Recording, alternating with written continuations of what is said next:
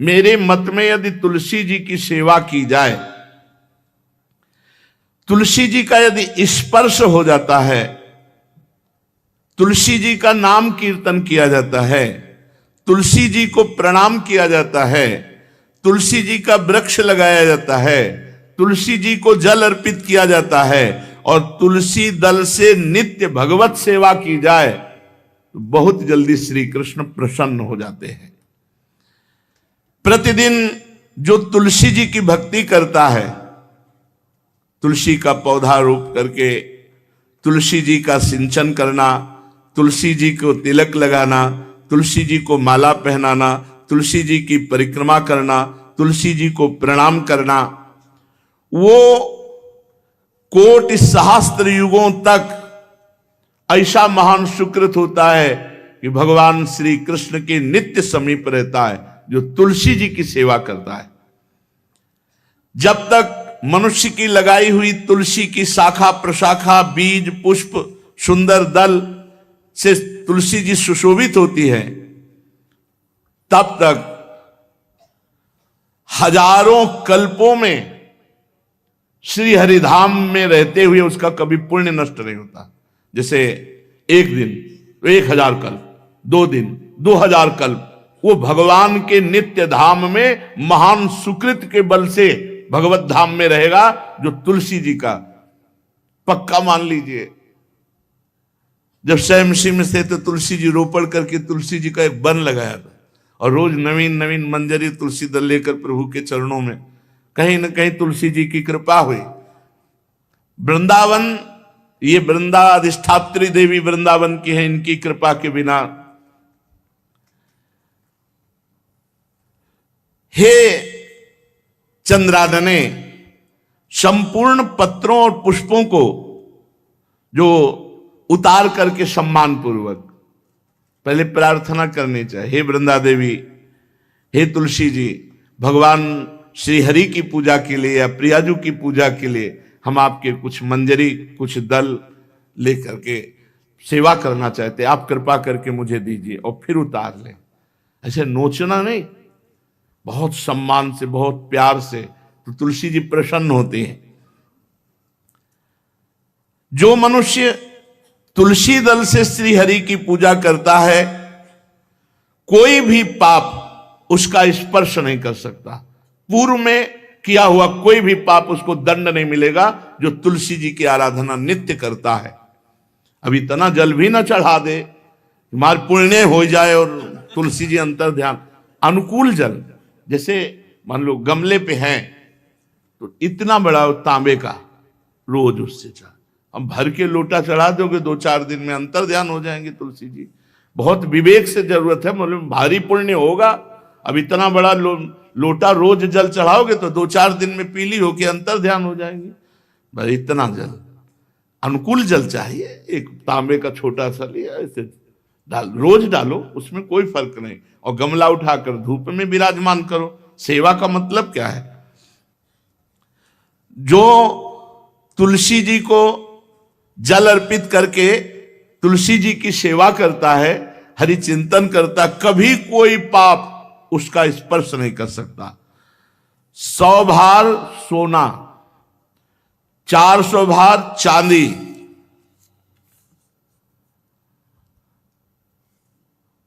का जो दान करने का फल होता है, वो एक तुलसी दल उतार, जो अपने द्वारा लगाई हुई तुलसी दल, वो हरि के चरणों में अर्पित करो। ये 100 भार सोना और चांदी बराबरी नहीं हो सकती।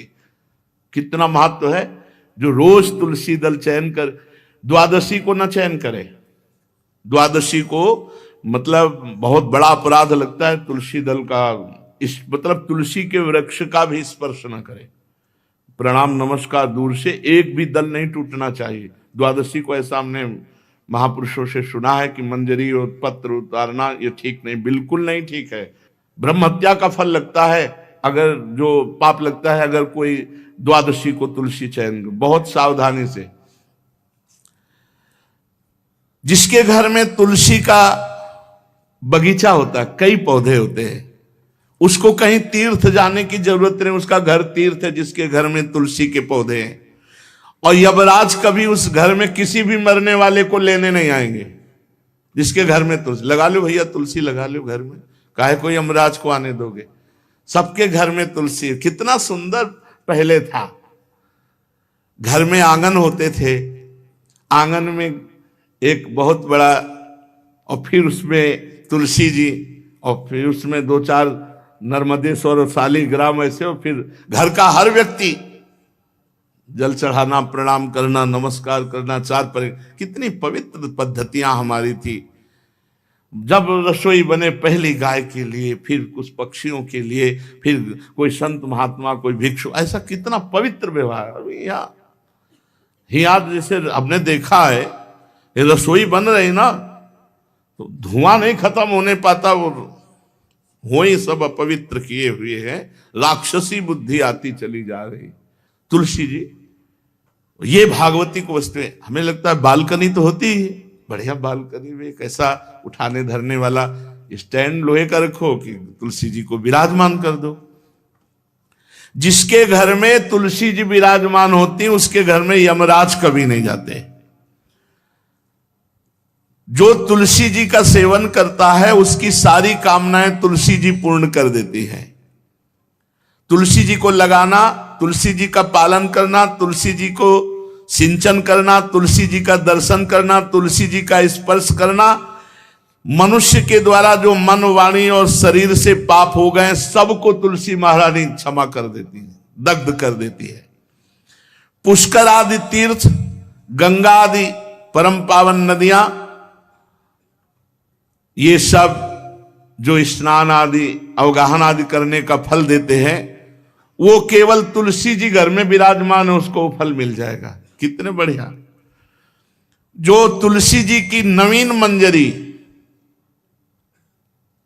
प्रभु के चरणों में अर्पित करके प्रणाम करता है, वो चाहे कितना भी अपराध किए हो, वो कभी यमपुरी को नहीं देखेगा, कभी यमराज के पास नहीं जाएगा। जो मनुष्य तुलसी काष्ठ का घिसा हुआ चंदन लगाता है, उसके सारे संचित भस्म हो जाते हैं, और क्रियमाण जो वर्तमान, वो कभी उसको बांध नहीं सकते। तुलसी जी का काष्ठ का घिसा हुआ चंदन। जिसके घर में तुलसी की छाया होती है, वहां पितरों को अपने आप कल्याण प्राप्त हो जाता है। जो श्राद्ध करने से लाभ मिलता है पितरों को, घर में तुलसी लगा के, जो तुलसी की छाया, बड़ा वृक्ष, पितरों को तृप्ति मिलती है। चतुर्भुज ब्रह्मा जी सारंग धनवा श्री हरि के महामहिम स्वरूप की अनुभूति करने के लिए भी कहा है कि तुलसी जी का महान महात्म्य, अगर तुलसी जी का सेवन करे तो भगवान श्री हरि की महिमा को जान जाएगा। स्त्री हो या पुरुष, पुरुष नपुंसक नारीवा जीव चराचर कोय, सर्व भाव भज कपट तज मोह परम प्रिय सोय। शरीर वर्दी है, हमारी पोशाक है, हम सब एक हैं, आत्मस्वरूप है, कुछ अलग नहीं है। शरीर केवल पांच भौतिक है, तो सबका पांच भौतिक है, उसमें चिन्ह है स्त्री पुरुष के, बस। इसके लिए भगवान की आराधना निषेध थोड़ी है। जो स्त्री या पुरुष श्री तुलसी जी के काष्ठ के मन के बना के, जैसे छोटी कंठी या बड़ी माला धारण करता है, श्री कृष्ण उसके बस में हो जाते हैं। यह है तुलसी जी की महिमा। परम सुहाग श्री कृष्ण मिल जाते हैं, और कौन सी भी हमें उपलब्धि चाहिए। हे गोप नंदिनी, तुलसी जी का सेवन करने से श्री कृष्ण वश में हो जाते हैं।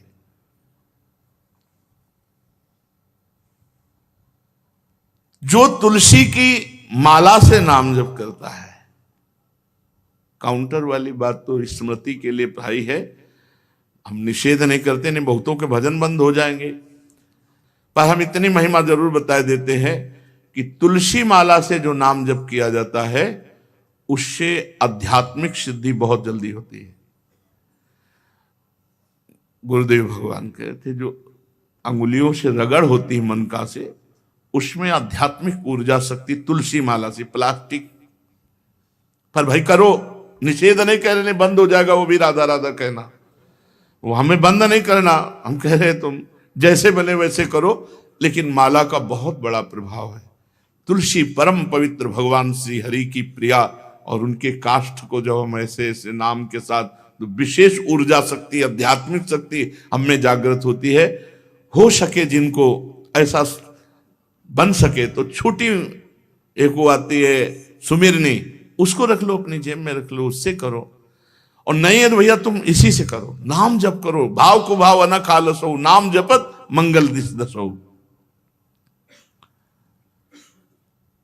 सुंदर सुंदर तुलसी जी के वृक्षों के समीप बैठ करके जो अनुष्ठान किया जाए वो बहुत लाभदायक। श्रीमद् भागवत का, गोपाल सहस्त्र नाम का कोई भी पाठ तुलसी जी के समीप विराजमान करके किया जाए, आचार्य को बुला करके तुलसी पूजन करना चाहिए, विविध प्रकार के अनुष्ठान, अरे तभी तो सब मंगल होता है। पहले था, हमने देखा है, 4 बजे माताजी दरवाजे के सामने लीपती, रोज का काम। जो पुराने घरों में देहरी के आगे आके 4 बजे लीप करके वहां अपना चौक पूर के दीपक जला, मतलब क्या पवित्रताएं थी, क्या मंगल था। जब किसी को निमंत्रण दिया जाता था सबके पैर धोए जाते थे, सुंदर बिछौना बिछा करके, और उसमें बैठ कर पत्तल और रज के सकोरा कुल्हड़ ऐसे भोजन पाया, कितना पवित्रता। जो हमारी पूर्व पवित्रता थी, धोती कुर्ता चोटी, पवित्रता।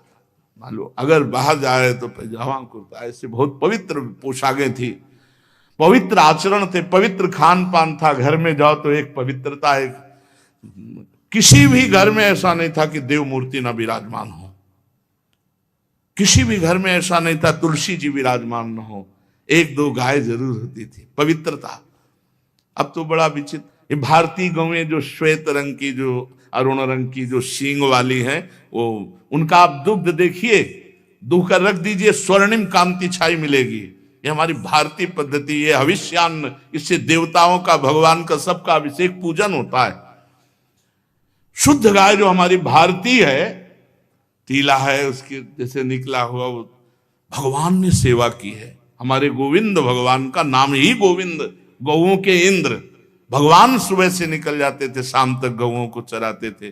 बड़ा तो किशोरी जी ने श्री तुलसी जी के पूजन की बात, भगवान गोपियों से वादा किए थे कि अब तुम्हें अगली पूर्णिमा को रास, अब रास बिना रासेश्वरी के नहीं हो सकता, लिखा हो चाहे ना लिखा हो। कोई भी विद्वान, कोई भी प्रवक्ता इस बात को बतावे, कहते हैं भागवत में राधा नाम नहीं लिखा है, भागवत राधामय ही है। सांद्रानंद घन प्रेम मूर्ति किशोरी, बिना लाडली जू के कोई रास बता दे कहीं भी, कभी भी, कैसा भी, महारानी जू के बिना रासेश्वरी के रास हो ही नहीं सकता, लिखा हो चाहे ना लिखा हो।